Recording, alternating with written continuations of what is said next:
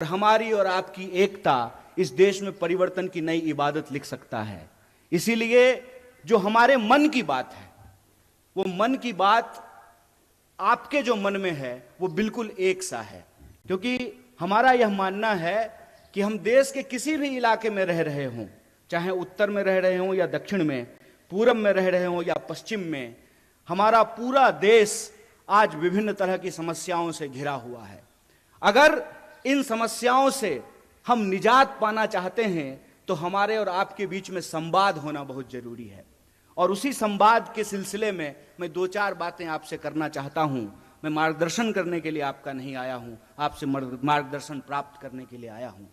आप सब लोग रोज न्यूज देखते होंगे, आपके व्हाट्सएप पे रोज कोई ना कोई मैसेज आता होगा। यहां नौजवान सब बैठा हुआ है, क्या व्हाट्सएप पे कभी मैसेज आया है कि नेहरू जी मुसलमान हैं? आया है कि नहीं आया है? आया है ना।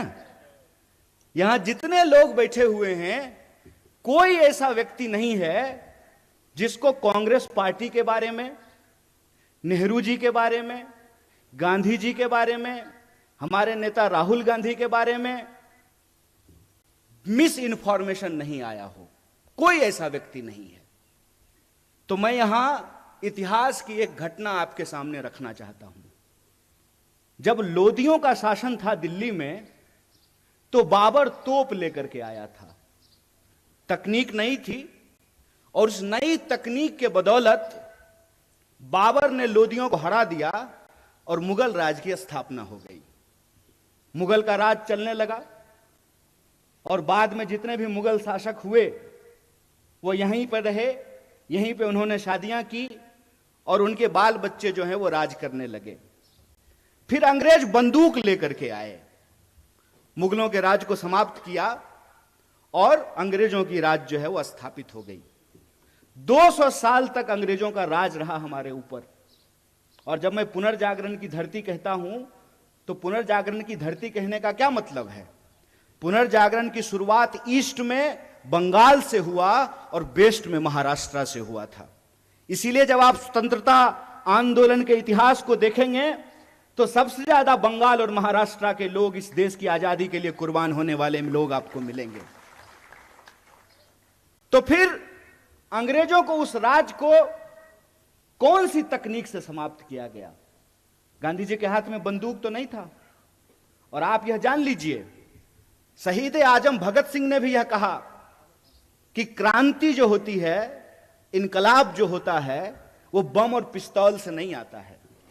कई बार हमारे जो नौजवान साथी हैं उनके व्हाट्सएप पे यह भी मैसेज आता है कि जब शहीद आजम भगत सिंह को फांसी हो,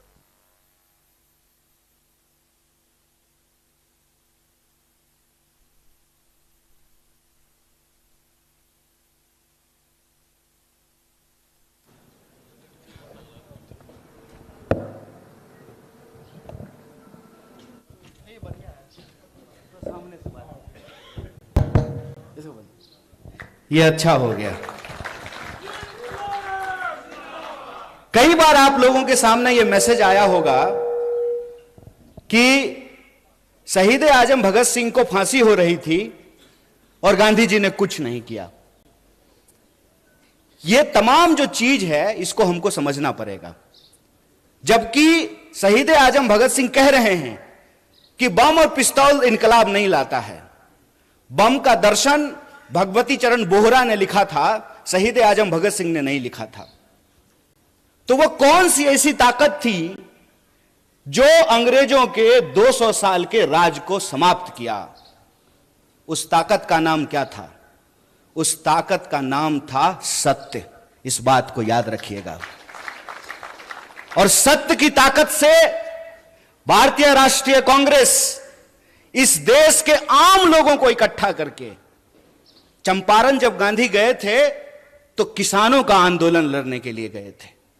महिलाओं को जब इकट्ठा किया पिकेटिंग आंदोलन के लिए, शराबबंदी के लिए, तो महिलाएं आंदोलन कर रही थी, आदिवासी आंदोलन कर रहे थे, दलित आंदोलन कर रहे थे, शेतकरी आंदोलन कर रहे थे, कामगारों का आंदोलन हो रहा था। और तमाम आंदोलनों को इकट्ठा करके महात्मा गांधी ने जो अंग्रेजों के हाथ में बंदूक थी, बड़े बड़े जंगी जहाज थे, सत्य की ताकत से उसको परास्त कर दिया और 15 अगस्त 1947 को इस देश को आजादी मिल गई।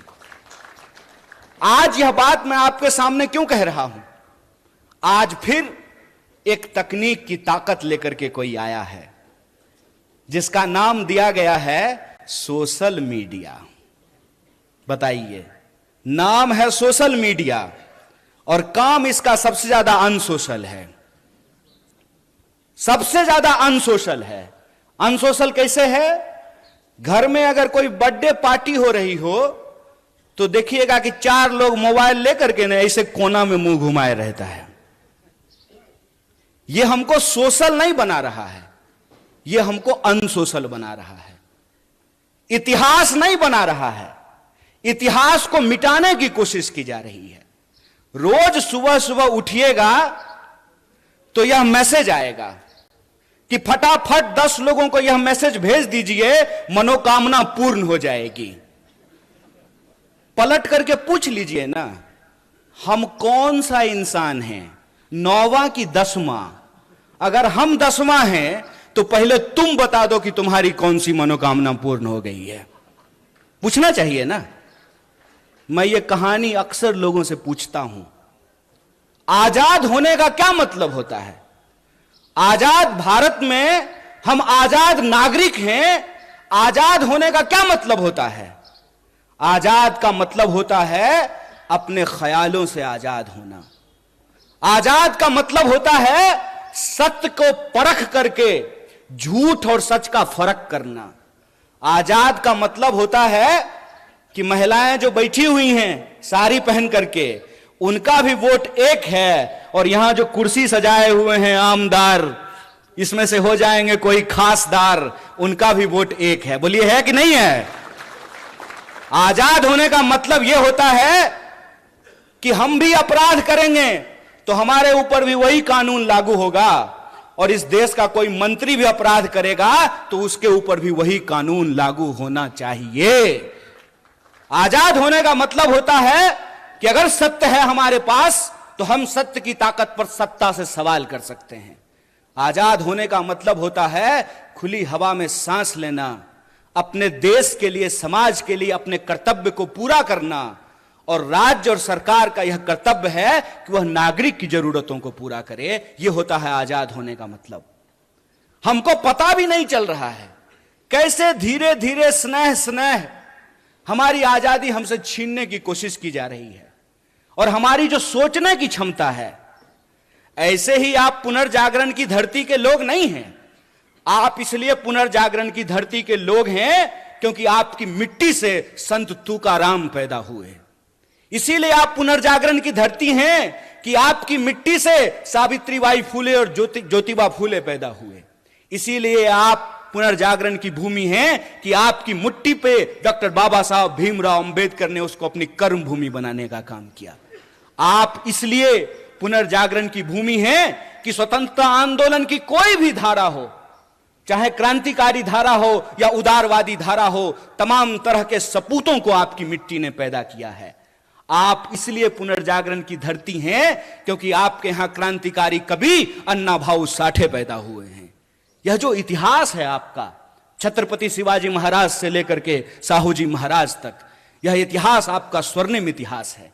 लेकिन आज आप देखिए कि इस मिट्टी के जो लोग हैं उनको कैसे मूर्ख बनाया जा रहा है।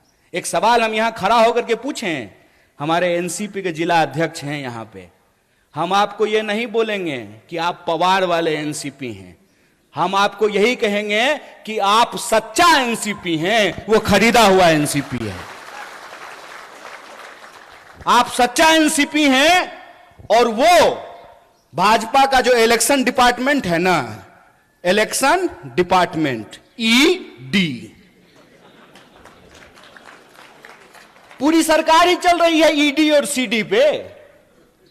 या तो ईडी भेजते हैं या सीडी भेजते हैं। तो जिसका ईडी और सीडी नहीं है वो सच्चा है, जिसका ईडी और सीडी है वो झूठा है, वो झूठ के साथ जाकर के खड़ा है। और मैं ये सवाल आपसे पूछता हूं, इसका जवाब आपको अपने आप मिल जाएगा। क्योंकि मैं महसूस करता हूं और मैं ऋणी हूं। मैं ऋणी हूं महात्मा गांधी का, मैं ऋणी हूं पंडित जवाहरलाल नेहरू का, मैं ऋणी हूं डॉक्टर बाबा साहब भीमराव अंबेडकर का, मैं ऋणी हूं सरदार वल्लभ भाई पटेल का, सुभाष चंद्र बोस का, सरोजिनी नायडू का। मैं ऋणी हूं उनका कि वो अंग्रेजों से लड़ करके हमको आजादी दिलाए।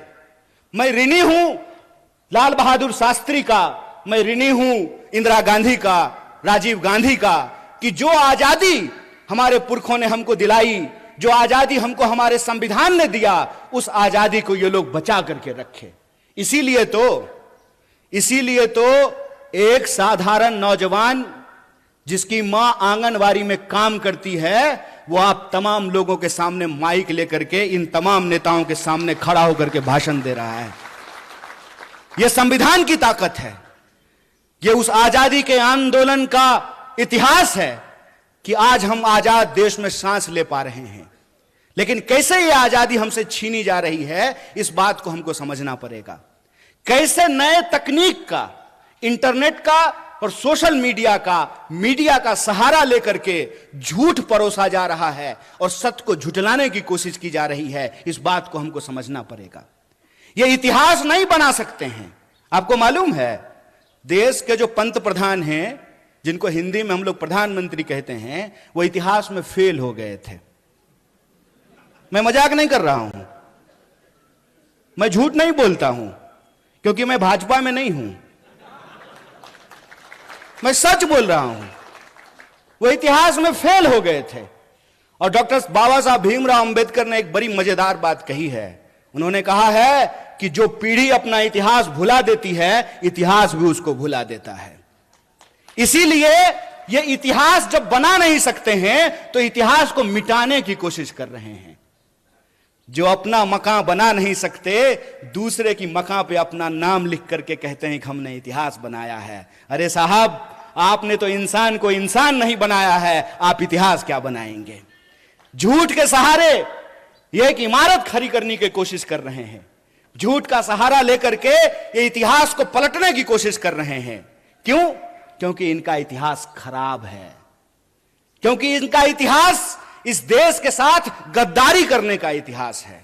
इनका इतिहास इस देश के लोग जब अंग्रेजों के खिलाफ लड़ रहे थे, तो उनके साथ चाय पर बैठ करके चर्चा करने का इतिहास है। इनका इतिहास अंग्रेजों की जासूसी करने का इतिहास है। मैं जितने संतों का नाम ले रहा हूं, जितने वीरों का नाम ले रहा हूं, जितनी वीरांगनाओं का नाम ले रहा हूं, बताइए एक का भी संबंध भारतीय जनता पार्टी से है क्या? लेकिन हमको गर्व है कि हम जितने भी लोगों का नाम ले रहे हैं, प्रत्यक्ष या परोक्ष रूप से उनका संबंध भारतीय राष्ट्रीय कांग्रेस से है। इसीलिए आप तमाम लोग जो यहां मौजूद हैं, सबसे पहले आपको गौरवान्वित महसूस होना चाहिए कि आप उस पार्टी का हिस्सा हुए हैं जिस पार्टी ने इस देश को आजादी दिलाई है। उस पार्टी के आप सदस्य हैं जिसने इस देश में बराबरी के सिद्धांत को लागू किया है।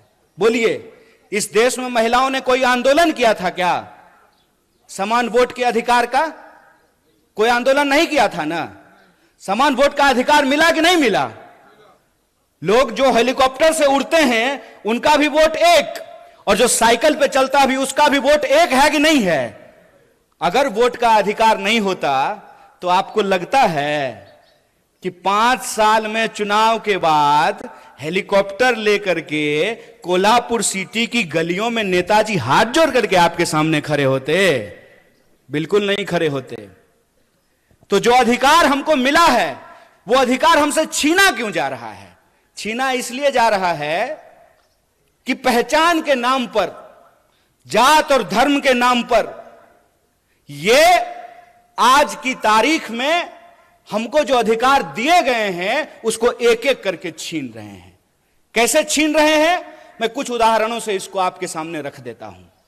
आपने देखा होगा कि लोग झांकी निकालते हैं, मोटरसाइकिल लेके जाते हैं, तलवार लहराते हैं और एक दूसरे के खिलाफ गंदी और गाली भरी भाषाओं का इस्तेमाल करते हैं। मैं आप सबसे एक सवाल पूछना चाहता हूं, खास करके अपने नौजवान दोस्तों से। उसमें एक भी मंत्री का बच्चा रहता है? एक भी प्रधानमंत्री का बच्चा नहीं ना। पता है वो कहां रहता है? वो ऑक्सफोर्ड में रहता है, वो कैम्ब्रिज में रहता है, वो लंदन में रहता है, वो न्यूयॉर्क में रहता है। लेकिन हमारे जो कामगार के बच्चे हैं, जो शेतकरियों के बच्चे हैं, जो साधारण नौकरी करने वालों के बच्चे हैं, उनके हाथ में तलवार थमा करके ये उनको दंगाई बना रहा है और अपनी राजनीति की रोटी सेक रहा है। अरे इतना खतरा हो गया है धर्म पर, तो तुम अपने बच्चे को भेजने के लिए पढ़ने के लिए बाहर क्यों भेज रहे हो? उसको बोलो आकर के हमारे साथ धर्म बचाए, आए हमारे साथ रैली निकाले, झांकी निकाले। चलाकी कर रहे हो हैं? मोबाइल हमारा, रिचार्ज हमारा, टीवी हमारा, रिचार्ज हमारा, कहानी अपना कर रहे हो। इस बेईमानी को आप समझिए। धर्म अगर बचाना जरूरी है तो खाली हम क्यों बचाएंगे?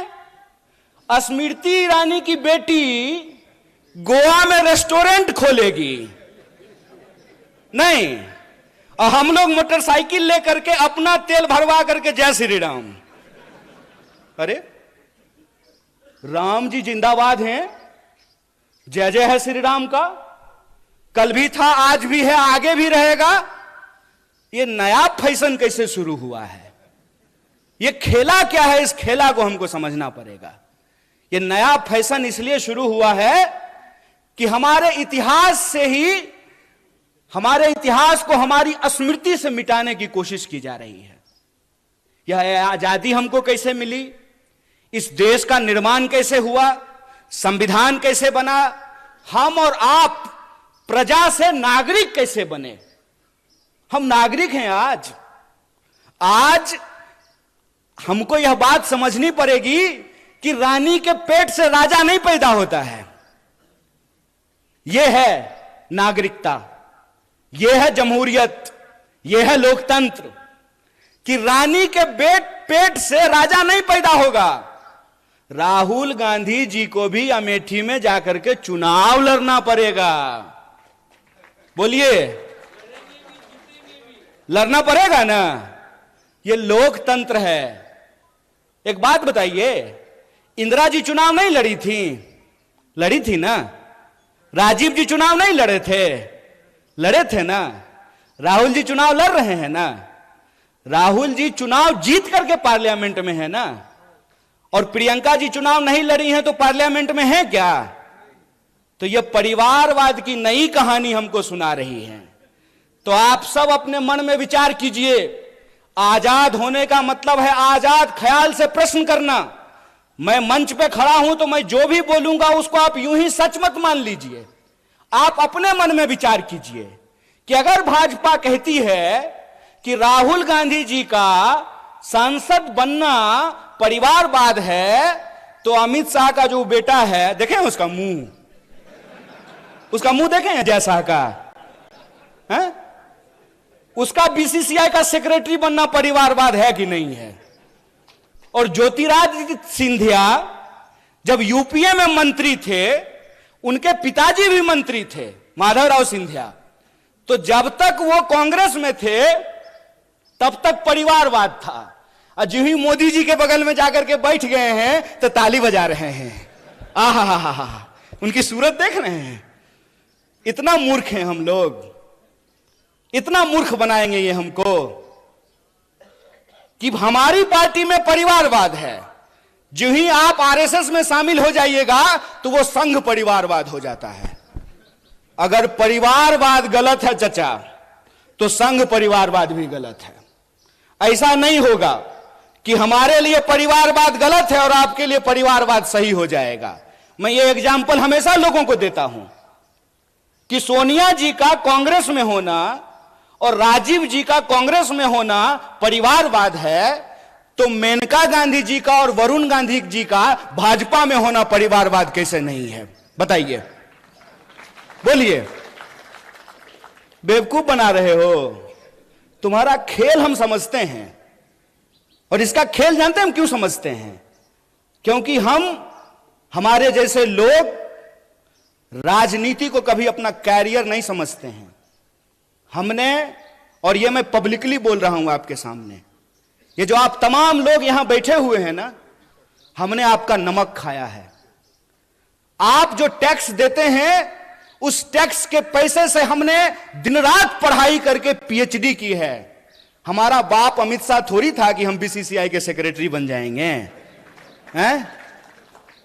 तो जब हमने आपका नमक खाया है तो हम जानते हैं इस देश की हकीकत क्या है। इस देश की हकीकत यह है कि महात्मा गांधी विदेश में पढ़ाई किए, बैरिस्ट्री की पढ़ाई किए थे। बैरिस्ट्री की पढ़ाई करके वो भारत आए और मोहनदास करमचंद गए बिहार, और बिहार में किसान के आंदोलन में शामिल हुए चंपारण में, और बिहार के किसानों ने करमचंद को महात्मा गांधी बना करके भेज दिया। और वो गांधी सूट खोल दिए देश के लिए। वो भी गुजरात से थे। एक गुजरात के गांधी सूट खोल दिए देश के लिए, एक गुजरात के मोदी 10 लाख का सूट पहन लिए दोस्त के लिए। यही हकीकत है ना। और कहते हैं कि एक गरीब प्रधानमंत्री बन गया है तो आपको अच्छा नहीं लग रहा है। नहीं नहीं, बहुत अच्छा लग रहा है। बस हम ये चाहते हैं कि जैसे आप गरीब हैं ना, वैसा ही गरीब इस देश का हर कोई बन जाए। हर कोई वैसा ही गरीब बन जाए कि चढ़ने के लिए उसके पास 8,500 करोड़ का हवाई जहाज हो, 15 करोड़ का कार हो, 10 लाख का सूट हो, 5 लाख का चश्मा हो, 2.5 लाख का कलम हो। हम चाहते हैं कि ऐसी गरीबी पूरे देश को मिल जाए। चोरी, इसको चोरी कहते हैं, इसको बेईमानी भी कहते हैं, इसको कहते हैं आंख में झूठ झोंकना। और ये हमारे आंख में झूठ झोंक रहे हैं। हमको यह बात समझनी पड़ेगी कि आज हमारे मुल्क में हमारी सबसे बड़ी समस्या क्या है, हम किन समस्याओं से जूझ रहे हैं और किस तरीके से हमारा ध्यान भटकाया जाता है। आजकल तो तांगा नहीं चलता है, अब तो तांगा चलना बंद हो गया है। लेकिन पुराना हिंदी सिनेमा देखिएगा ना, तो उसमें अभी भी तांगा है। शोले फिल्म जाके देख लीजिएगा, बसंती का एक तांगा है, धन्नो। तो धन्नो के आंख पे एक चश्मा होता है ताकि धन्नो इधर उधर ना देखे, धन्नो सीधा चले, चाबुक खाए और दौड़े। ये हमारे साथ वही व्यवहार कर रहे हैं। हमसे टैक्स लेते हैं, टैक्स के पैसे से अपने दोस्त का कर्जा माफ करते हैं। हम खून पसीने की कमाई राष्ट्रीय बैंकों में जमा करते हैं। किसान अगर ट्रैक्टर का लोन ना चुकता करे तो किसान के ऊपर ट्रैक्टर चढ़ा देते हैं। लेकिन 12 लाख करोड़, कितना था बंटी भाई, 12 लाख करोड़ अपने दोस्तों का कर्जा माफ कर देते हैं। कहते हैं कि इस देश में शिक्षा देने के लिए पैसा नहीं है, लगातार एजुकेशन के बजट को कम किया जाता है। लेकिन आपको मालूम है, नेताजी सब रहने के लिए, और अभी बंटी भाई और पीएन पाटिल भाई आपस में बात कर रहे थे कि जो बढ़िया हिंदी बोलेगा वो दिल्ली जाएगा। जो भी जाए, जिसको भी आप भेजिए, लेकिन जब आप दिल्ली जाइएगा ना तो 20,000 करोड़ का महल बना है आप लोगों के लिए। कितना? 20,000 करोड़। हाय रे चोरी, अस्पताल बनाने के लिए पैसा नहीं है। रोड अगर बनाता है तो रोड बनने से पहले ही गडकरी जी टैक्स लेना शुरू कर देते हैं। टोल टैक्स लेते हैं कि नहीं लेते हैं? रोड हमने, अच्छा इसको एक खेल समझ लीजिए। कार जब आप खरीदिएगा, हमारे पत्रकार लोग यहां बैठे हुए हैं, आपको तो कम से कम कार होगा ही, हैं? देश की इकोनॉमी 3 ट्रिलियन है, महाराष्ट्र की इकोनॉमी 1 ट्रिलियन है, तो कम से कम महाराष्ट्र के पत्रकारों तो कार जरूर होगा। तो कार जब आप खरीदते हैं तो रोड टैक्स लेता है कि नहीं लेता है? तो एक बार जब कार खरीदेंगे तब रोड टैक्स लेगा, और फिर जितनी बार कार लेकर के रोड पे जाएंगे तो टोल टैक्स लेगा। बोलिए सही है कि गलत है? बोलिए, डरिए मत। कैमरा उधर घुमा दीजिए। बोलिए सही है कि गलत है? गलत है ना? ये कैसा विकास है कि हमारा जो है ना शरीर से सिरिंज लगा करके खून खींचते रहता है रोज। हर तरह का टैक्स हमारे ऊपर लागू है। नौजवान दोस्त यहां बैठे हुए, आपकी जानकारी के लिए बता दूं, जो यूथ हॉस्टल है, वर्किंग विमेन हॉस्टल है, उस पे भी 12% का जीएसटी लगा दिया गया है। एक शिक्षा पे टैक्स, सड़क पे टैक्स, अस्पताल पे टैक्स, दवाइयों पे टैक्स, हमसे हर चीज पे टैक्स ले रहे हैं। और बदले में क्या कहते हैं? आत्मनिर्भर बनिए। वाह, कितना सुंदर शब्द है, आत्मनिर्भर बनिए। तो एक बात हमको बता दीजिए, सोच के बता दीजिए। जरूरी नहीं है कि हमारी बात मान लीजिए, लेकिन सोचिए जरूर। आजाद भारत के आजाद नागरिक हैं आप, आपका हक है कि आप सोचें, और उसमें भी आप महाराष्ट्र के हैं। आप आज सोचेंगे, भारत उसको कल सोचेगा। इसलिए आपको जरूर सोचना चाहिए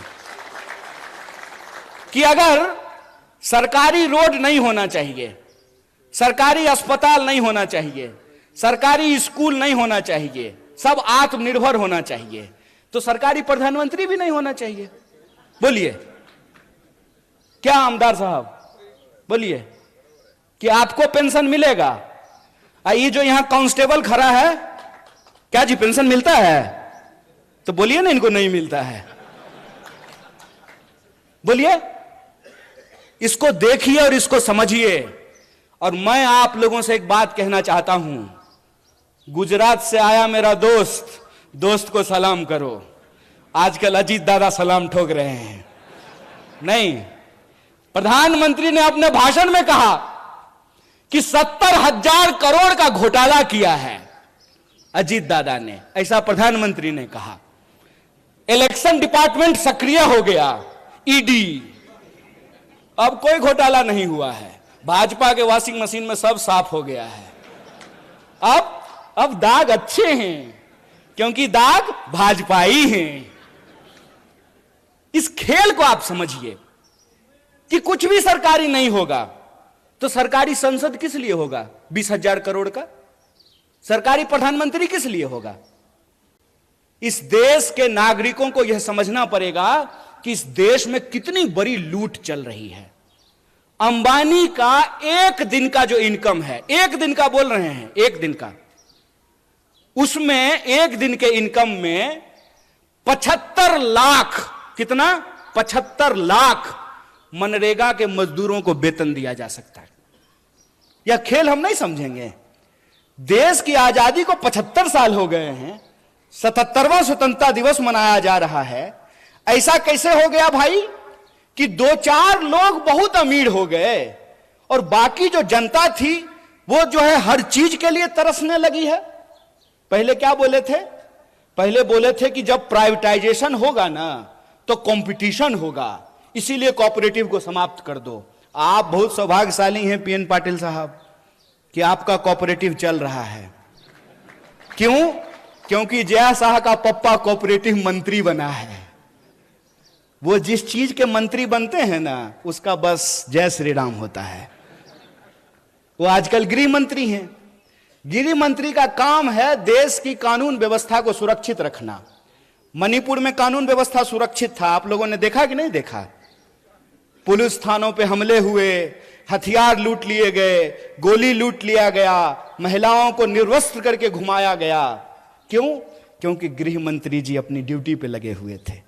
प्रधानमंत्री 22-22 घंटा काम करते हैं, तब जाकर के देश की यह हालत पहुंची है कि इस देश में 5.5 लाख इंजीनियर हर साल पैदा होते हैं और 1.5 लाख लोगों को भी नौकरी नहीं मिलती है। इसीलिए मैं जो बोलता हूं तथ्य और प्रमाण के साथ बोलता हूं। मैं आपके सामने बोल रहा हूं। प्रधानमंत्री जी ने कहा कि 2022 तक सबको पक्का मकान मिल जाएगा। मिल गया कि नहीं मिल गया? नहीं मिला तो मतलब प्रधानमंत्री झूठ बोल रहे हैं क्या? या तो आप लोग झूठ बोल रहे हैं या प्रधानमंत्री झूठ बोल रहे हैं। कौन झूठ बोल रहा है? प्रधानमंत्री झूठ बोल रहा है। तो हम बोल सकते हैं ना कि भारत का प्रधानमंत्री झूठा है। बोलिए, नंगा को नंगा कहेंगे कि नहीं कहेंगे? झूठा को झूठा कहेंगे कि नहीं कहेंगे? और हम कहेंगे जो झूठ बोलेगा उसको झूठा। और तुम्हारे इलेक्शन डिपार्टमेंट में कितना दम है वो हम देखे हैं। जब आ रहे थे ना कोल्हापुर सिटी से मसाल के पीछे पीछे, तो कोल्हापुर का जेल देखते हुए आए हैं। जगह है कितनी जेल में तेरे, देख लिया है, देखेंगे, देखे हुए हैं। बोलेंगे झूठ, झूठा हो तुमने झूठ बोला है इस देश की जनता से। तुमने झूठ बोला कि हम इस देश के एक एक इंसान के खाते में 15 लाख रुपया पहुंचाएंगे। तुमने झूठ बोला कि हर साल 2 करोड़ नौकरी पैदा की जाएगी। तुमने झूठ बोला कि किसानों की आमदनी दोगुनी की जाएगी। तुमने झूठ बोला कि 2022 तक सबको पक्का मकान मिल जाएगा। तुमने झूठ बोला कि महंगाई को कम करेंगे। तुमने झूठ बोला कि महिलाओं के ऊपर अत्याचार को कम करेंगे। तुम इस देश की जनता से झूठ बोल रहे हो और तुम्हारी ताकत है झूठ बोलना। तो याद रखना कि तुम अगर झूठ के रास्ते पर चल सकते हो, फिर से इस देश को गुलाम बनाने की साजिश रच सकते हो। जिन अंग्रेजों की चापलूसी करते थे, आज उन्हीं दोस्तों के साथ खड़ा होकर के अगर उस देश में तुम कंपनी राज लाना चाहते हो, तो तुमको बता देना चाहते हैं कि हम भी महात्मा गांधी के राह पे चलने वाले लोग हैं। तुम्हारे झूठ का मुकाबला सच से करेंगे और तुम्हारे झूठ को हराएंगे। यह लड़ाई 2 तरह के सोच के बीच की लड़ाई है। एक तरफ वो है जो दिन दहाड़े बिना किसी लाग लपेट के झूठ बोलते हैं। दूसरी तरफ हम तमाम लोगों को एकजुट होना पड़ेगा जो सच बोलते हैं। पहली लड़ाई है झूठ और सच की, दूसरी लड़ाई है डर और साहस की।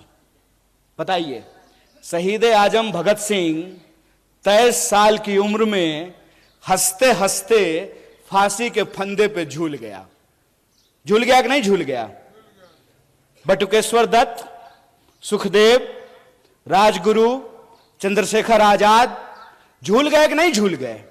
और आप जान लीजिए, जितने क्रांतिकारी थे उनका केस अगर कोई लड़ता था तो उस वकील का नाम पंडित जवाहरलाल नेहरू था। इस बात को याद रखिएगा। ये झूठ बोलते हैं, ये झूठ बोलते हैं, हमारे इतिहास को तोड़ने और मरोड़ने की कोशिश करते हैं। तो जो क्रांतिकारियों की परंपरा है जो वीरता के साथ खड़ी होती है, तो एक तरफ अंग्रेजों से माफी मांगने वाले डरपोक लोग हैं, एक तरफ अंग्रेजों की चापलूसी करने वाले, जासूसी करने वाले डरपोक लोग हैं, दूसरी तरफ हम साहसी और बहादुरी लोगों को इकट्ठा होना पड़ेगा। तो दूसरी लड़ाई है साहस और डर का। और तीसरी लड़ाई है कि वो समाज को हमेशा बांटने का काम करते हैं। हमेशा कभी जात के नाम पे बांटेंगे, कभी धर्म के नाम पे बांटेंगे।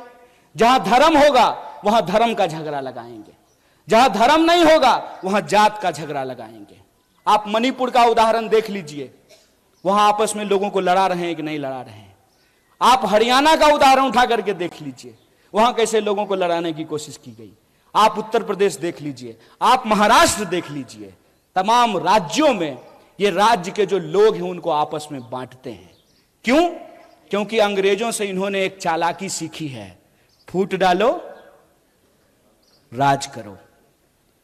हमको यह बात समझनी पड़ेगी कि आज महाराष्ट्र के लोगों के आत्मसम्मान का सवाल है कि कोई बाहर से आकर के संत तुकाराम की धरती पर रहने वाले लोग, समता भूमि पे साहू महाराज की भूमि में जन्म लिए लोगों को यह बात समझनी पड़ेगी कि कोई बाहर से आकर के महाराष्ट्र के परिवार को आपस में विभाजित कर रहा है, महाराष्ट्र के लोगों को लड़ा रहा है। यह मामला शिवसेना, एनसीपी और कांग्रेस का नहीं है, यह मामला सच और झूठ का है और महाराष्ट्र के लोगों को सच के साथ खड़ा रहना पड़ेगा। अगर कोई गलत है तो वो गलत है, वो भाजपा में जाने से ठीक नहीं हो जाता है।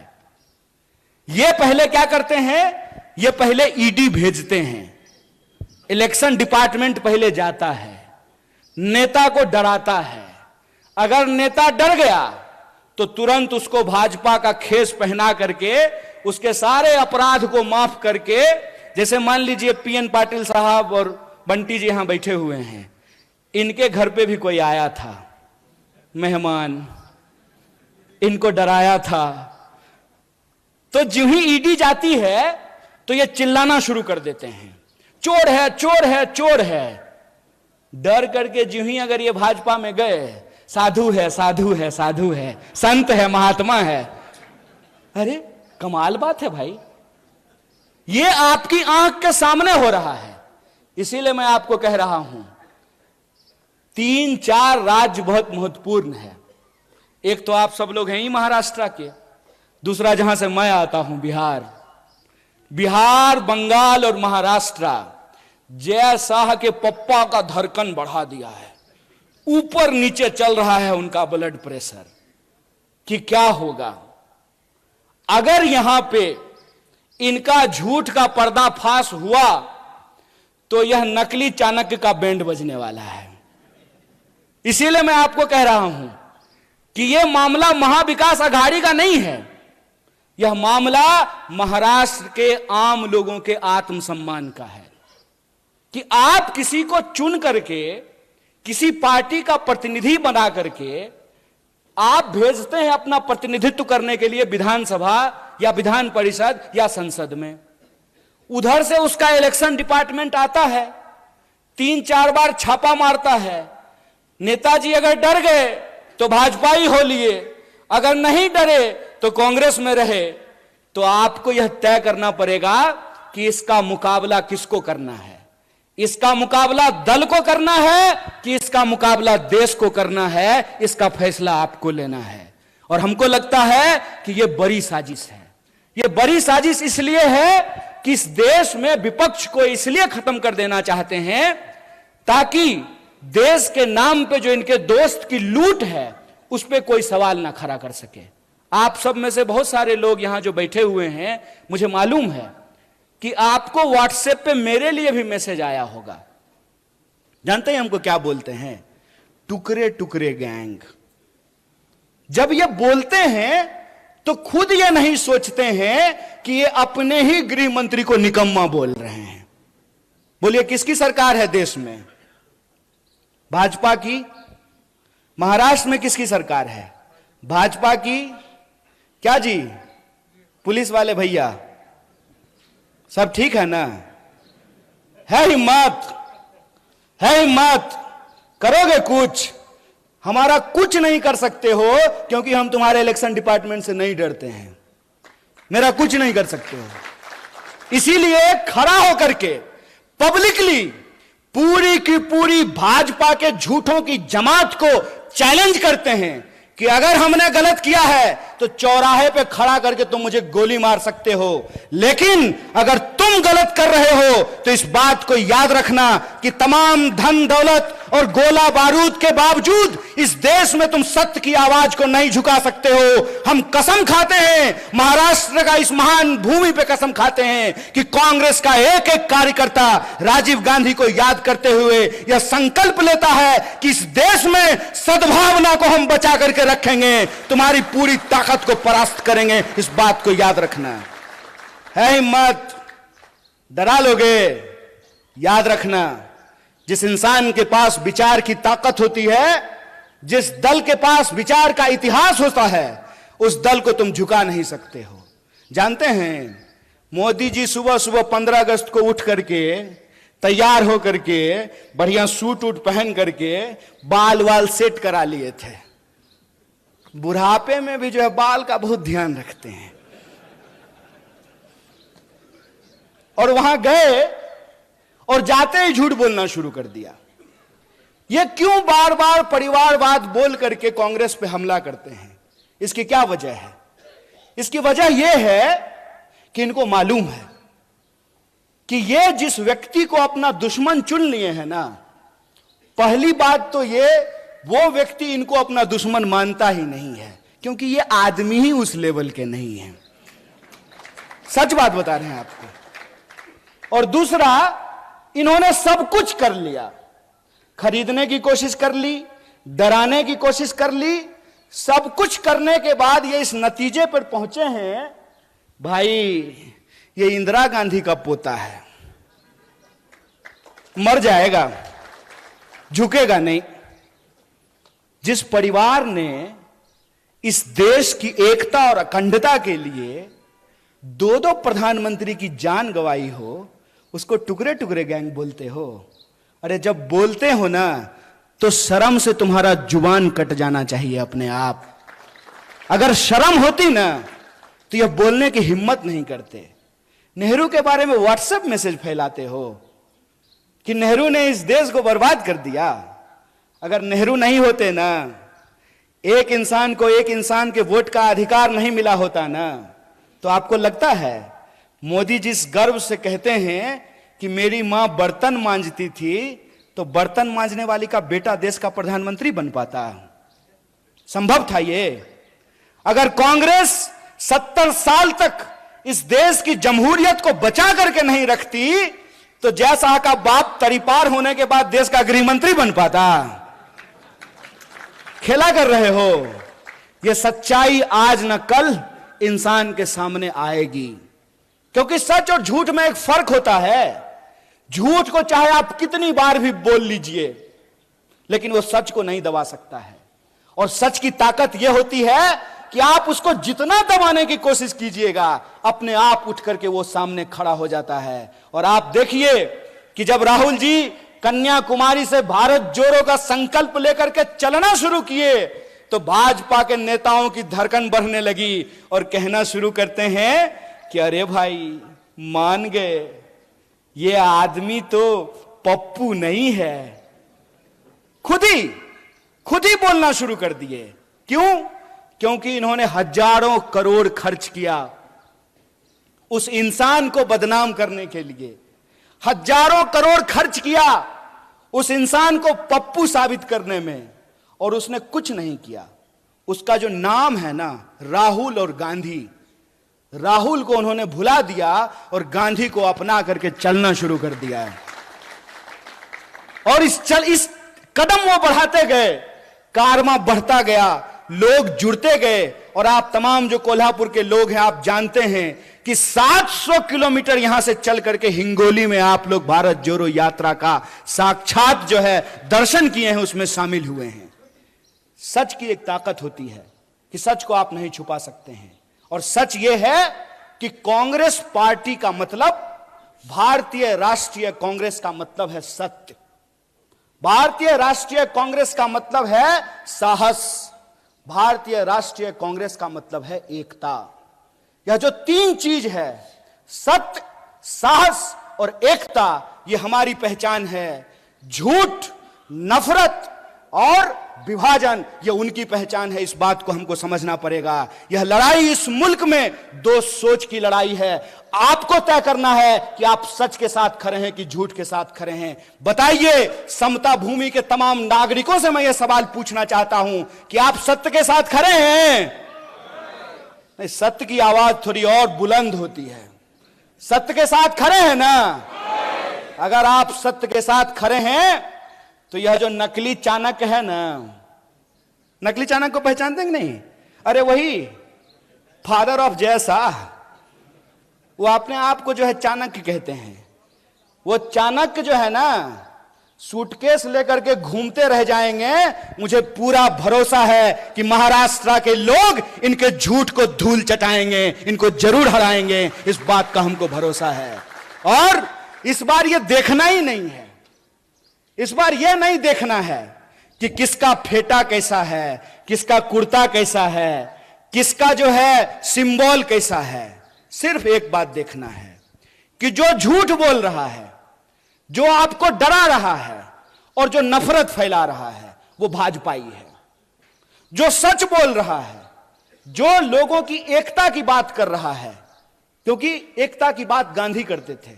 गांधी क्या कहते थे? गांधी कहते थे, रघुपति राघव राजा राम, पतित पावन सीता राम, ईश्वर अल्लाह तेरो नाम, सबको सन्मति दे भगवान। और यह जो सबको सन्मति का जो भाव है, वो सबको सन्मति का भाव सिर्फ गांधी का भाव नहीं है।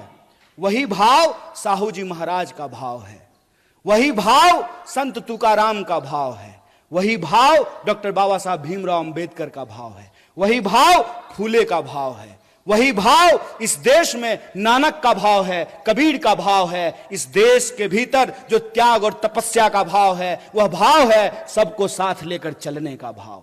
और सबको साथ लेकर चलने की जो भावना है, कोल्हापुर के एक एक नागरिकों को इसके बारे में मालूम है, क्योंकि साहू जी महाराज ने किसी एक जाति के लिए नहीं बल्कि सभी जातियों के लिए छात्रावास का निर्माण कराया था। तो यह जो सबको साथ लेकर चलने का भाव है, यह जो एकता का भाव है, इस भाव को हमको बचाना है।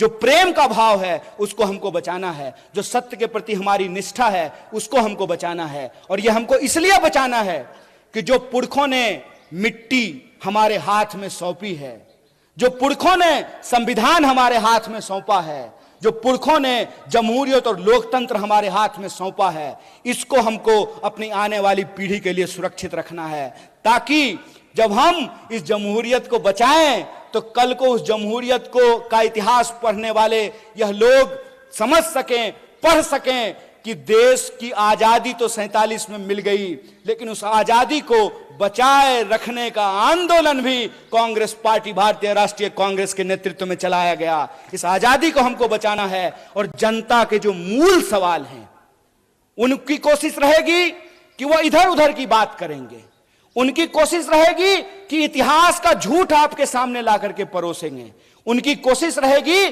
कि आपको डराने का कोशिश करेंगे। डर का मैसेज आता है कि नहीं आता है? डर का मैसेज आता होगा कि अब्दुल को 11 भाई बहन है, यह मैसेज आता है कि नहीं आता है? कल को अगर मुसलमान ज्यादा हो गए तो यहां संविधान समाप्त हो जाएगा और शरिया कानून लागू हो जाएगा। ऐसा मैसेज व्हाट्सएप पे आता है कि नहीं आता है? आता है ना। यह डर क्यों फैलाया जाता है? यह डर इसलिए फैलाया जाता है ताकि आप यह ना सोच सकें कि अंबानी की एक दिन की आमदनी में 75 लाख मनरेगा मजदूरों को वेतन दिया जा सकता है, ताकि आप यह ना सोच सकें कि अदानी के सेल कंपनी में 20,000 करोड़ किसके हैं, ताकि आप यह ना सोच सकें कि देश का 99% ठेका एक परिवार को दिया जा रहा है, ताकि आप यह ना सोच सकें कि परिवारवाद इधर गलत है और परिवारवाद उधर सही हो जाता है। अजीत दादा पवार जब महाविकास अघाड़ी में थे तो 75,000 करोड़ का घोटाला करने का आरोप प्रधानमंत्री ने लगाया। जी ही भाजपा में जाकर के शामिल हो गए तो इलेक्शन डिपार्टमेंट लगता है नींद की गोली लेकर के सो गया है, या हो सकता है अजीत दादा के घर का रास्ता भूल गया हो, उसको एड्रेस नहीं मालूम हो। ये जो खेल चल रहा है, इस खेल को हमको समझना पड़ेगा। वो हमको जाति और धर्म में उलझा करके हमारा वोट ले रहे हैं, और जब उनको गद्दी मिल रहे हैं तो अपने बच्चे को पढ़ने के लिए विलायत भेज रहे हैं और हमारे बच्चों को दंगाई बना रहे हैं। यह सवाल हमारे सामने गंभीर है और इस गंभीरता को हमको समझना पड़ेगा। और जो सद्भावना का संकल्प हमने राजीव जी को याद करते हुए खाई है, उस संकल्प को, उस कसम को हमको पूरा करना पड़ेगा। हम इंतजार नहीं करेंगे। अगर कोई इंसान किसी व्हाट्सएप ग्रुप में झूठ बोल रहा हो, उस झूठ का हमको मुकाबला करना पड़ेगा। किसी चाय की दुकान पे कोई नफरत फैला रहा हो, उस नफरत का हमको मुकाबला करना पड़ेगा। हमारे मोहल्ले में कोई अगर झगड़ा लगाने की कोशिश कर रही हो, उस झगड़े के खिलाफ हमको खड़ा होना पड़ेगा। किसी कमजोर के ऊपर कोई ताकतवर अगर अत्याचार कर रहा हो तो उस अत्याचार के ऊपर हमको खड़ा होना पड़ेगा। अगर हम ऐसा करते हैं तो मुझे लगता है यही महात्मा गांधी की राह पर चलना है, यही डॉक्टर बाबा साहब भीमराव अंबेडकर के राह पर चलना है। अगर हम ऐसा करने में कामयाब होते हैं तभी हम राजीव गांधी को सच्ची श्रद्धांजलि दे पाएंगे। जब उनके द्वारा बनाए गए भारत का हम निर्माण कर सकें, उनके द्वारा जो भारत हमारे हाथ में सौंपी गई है उसका हम रक्षा कर सकें, और जो हमारी आने वाली पीढ़ी है उसको बेहतर भारत हम दे करके जा सकें, और हमारी आने वाली पीढ़ी कल को उन्हीं झगड़ों में नहीं उलझे जिन झगड़ों में हमारे पुरखे उलझे रहे हैं। हमको इस देश में दोबारा जात और धर्म का झगड़ा नहीं होने देना है, क्योंकि हमारे देश के संविधान की प्रस्तावना में यह लिखा हुआ है कि हम भारत के लोग हैं, और हम भारत के लोग हैं तो हम भारत के चाहे किसी भी हिस्से में रहे हो, इस मिट्टी से हमको प्यार है और इस मिट्टी को हमको हर हाल में सुरक्षित रखना है, एकजुट रखना है, और अपने आने वाली पीढ़ी को एक बेहतर देश और एक बेहतर समाज दे करके जाना है। इसी संकल्प के साथ एक बार पुनः पूरे मंच को आभार व्यक्त करते हुए, और आप इतनी देर तक हमारी वाणी को सुने, हमारी बात को सुने, आपको आभार व्यक्त करते हुए अपनी बात को खत्म करूंगा। शुक्रिया। इनकलाब जिंदाबाद। जय हिंद, जय महाराष्ट्र।